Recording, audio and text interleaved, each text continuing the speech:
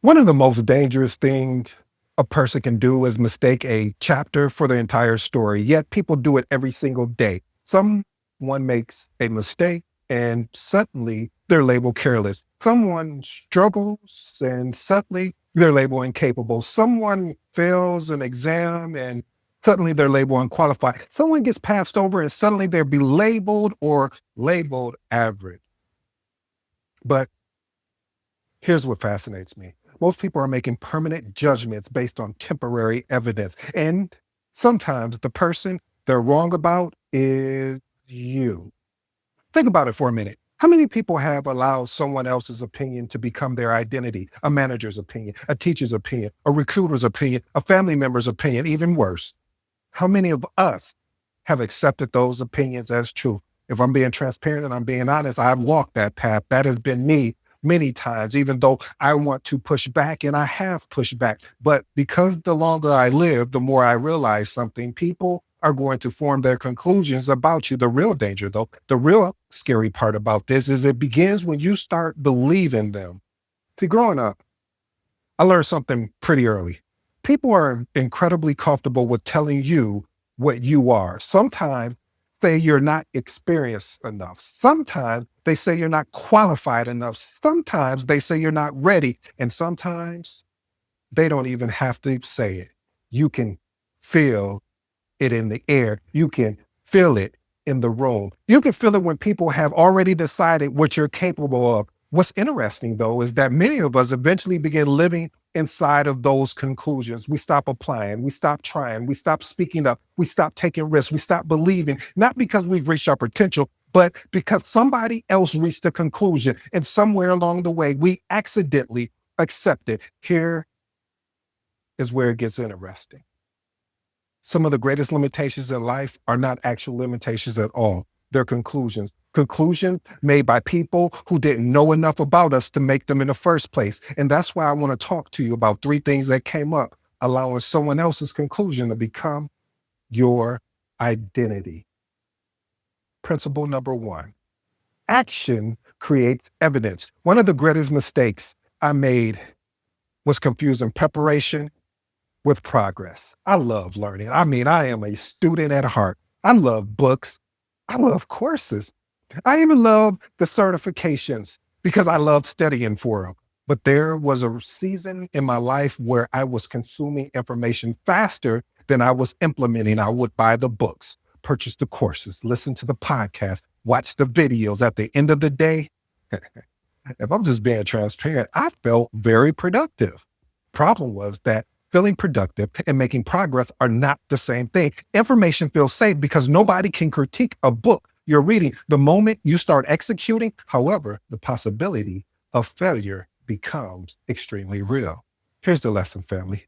Most people don't need more information. They need more implementation. Action creates evidence. Action creates confidence. Action creates experience, and action creates growth. Experiment with these two actionable tips. First, spend less time asking what else you need to learn and more time asking what you need to apply. Second one, when you get stuck, seek information to solve the problem in front of you instead of collecting information for problems you haven't encountered yet. I guess that's my tip right there. See, here's my professional advice, family. Learning definitely matters. Planning definitely matters because if you plan to fail, then you fail to plan. Preparation matters, but eventually you have to put yourself in an arena and discover what actually works because action creates evidence and evidence is difficult to argue with. But I get it. Once you start taking action, something interesting happens. You begin attracting opinions, and that's where the next lesson begins. Principle number two, not all opinions deserve equal weight. Oh, I know I'm about to shake some things up here, but let's go. Everybody has an opinion. Very few people have experience. There's a difference between feedback and forecast. Feedback helps you improve. Forecast attempts to define your future. One says, here's how you get better. The other says, here's why you'll never be enough. Those are not the same thing. Here's the lesson, family. Many people allow themselves to be written off before they give equal authority to every voice in their life. I'm going to say that again. Many people allow themselves to be written off because they give equal authority to every voice in their life. Here's two actionable tips I'd love for you to experiment with. First, ask yourself whether you're receiving feedback or someone's opinion. Second, give more weight to people willing to help you improve than people willing to simply wear a robe with a gavel and judge you. Here's my professional advice, family. Be careful taking advice from people who are emotionally invested in your limitations. People who genuinely, and I do mean genuinely, want to help you grow, usually provide a path forward, not a permanent label, but even after you take the actions, learn how to filter opinions, you'll eventually find yourself facing a challenge almost every high performer encounters.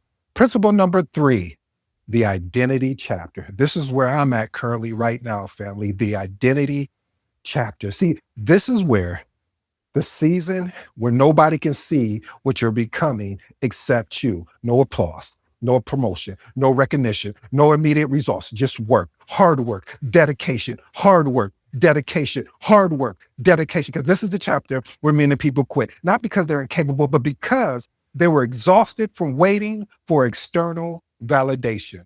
Here's the lesson, family. Some of the most important chapters of your life will feel invincible while you're living them. Here's two actual tips I'd love for you to experiment with. First, build your identity around who you're becoming rather than others currently think of you. Second one, measure progress by growth and consistency instead of recognition. Here's my professional advice, fam. A lack of recognition does not mean a lack of progress. Some seeds grow underground longer before anyone sees what is happening above the surface. And you know, as I get older, the more I realize something. People will always have an opinion about your potential. The question is whether you're going to build your future on their opinions or on your action. Here's the reflection. Maybe someone has already reached a conclusion about you. Maybe they've decided what you're capable of. Maybe, just maybe, they've looked at your current chapter and assumed they've seen the whole story. That's their decision, but don't let it be yours, because some of the greatest careers, the greatest leaders, the greatest businessmen, the greatest transformation, the greatest story being the moment someone refuses to accept a conclusion that was never theirs to begin with. Don't allow someone else's conclusion become your identity. The person they're judging today may still be becoming the person they're going to admire tomorrow. And remember, family, your future should be built on evidence created through action, not opinions formed through observation. Before we go, I want you to think about this one question alone, maybe two questions. Whose conclusion have you been carrying? Is it a teacher, a manager, a family member, a recruiter, or maybe it's been your own? See, here's the second question. What would change if you stopped treating that conclusion as true? Because the life you're capable of creating may exist on the other side of belief you've been carrying for years. Don't let someone else's conclusion become your identity. Your story is still being written.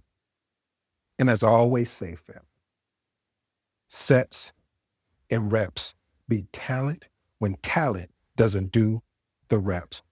If you're new to the episode, I go by the name of ED. For all you smart and intelligent folks out there, that just simply means Ed. Until next time.